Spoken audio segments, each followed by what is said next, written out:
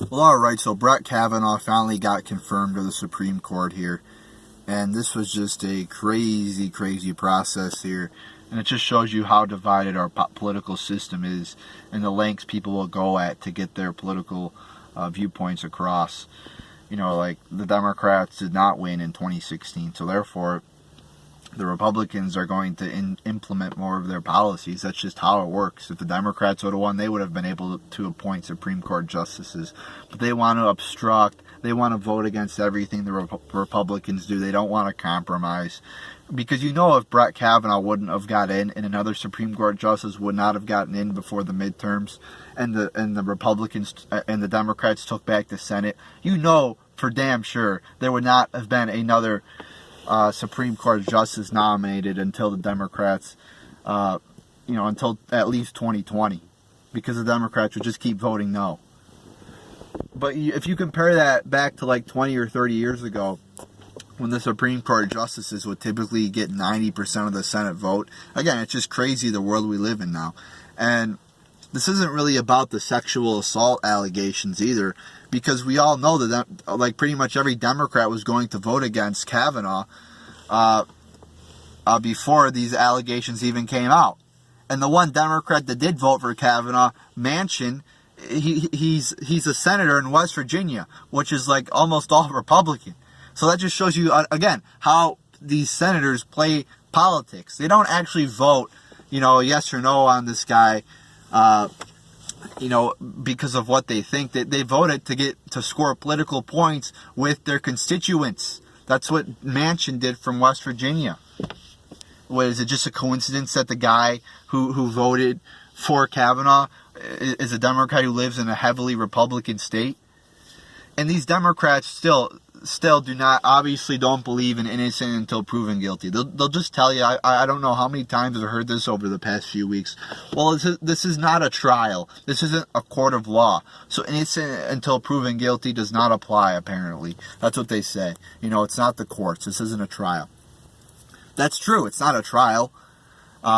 It's not really, they say, oh, it's a job interview. Well, it's not really a job interview. This is a lot more than a job interview. I just had a job interview. I didn't have to go through 6 FBI background checks and get my life destroyed over allegations. But the idea of innocent until proven guilty just is not a judicial precedent. It is an idea that America was founded on, one of our founding ideas, like the First Amendment. Like, the First Amendment applies between the government and its citizens, but it should still be a principle within people, from person between person. Like, for example, I shouldn't say, oh, I'm not going to serve somebody at my restaurant because they have a different political opinion than I do. Or Twitter shouldn't say, well, we're going to block conservatives because we disagree with their politics. That's wrong. So the principle of the First Amendment, there's a principle of the First Amendment as well as it's actually in the Constitution. Just like there's a principle of innocent until proven guilty, and it's also our founding judicial principle. So Kavanaugh should be innocent until proven guilty, not the other way around. That's not the way our country was founded upon. Because that opens the door to making all these accusations against everybody. And all you need to do to destroy somebody is make an accusation against them, whether it's correct or not. I mean, we've seen that with so many times throughout history, where people are accused of something, like the Salem witch trials and shit like that. So there you go. I'm glad he got through.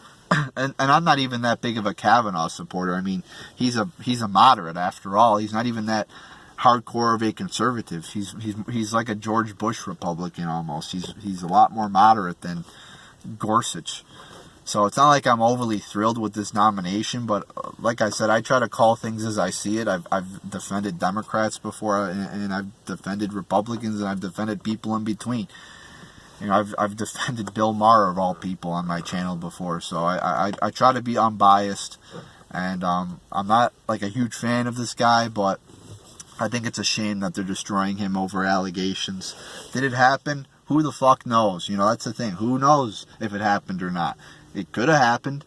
It could have kind of happened. It could have not happened at all. And what I mean by kind of happened is, like, to what extent do you mean sexual assault?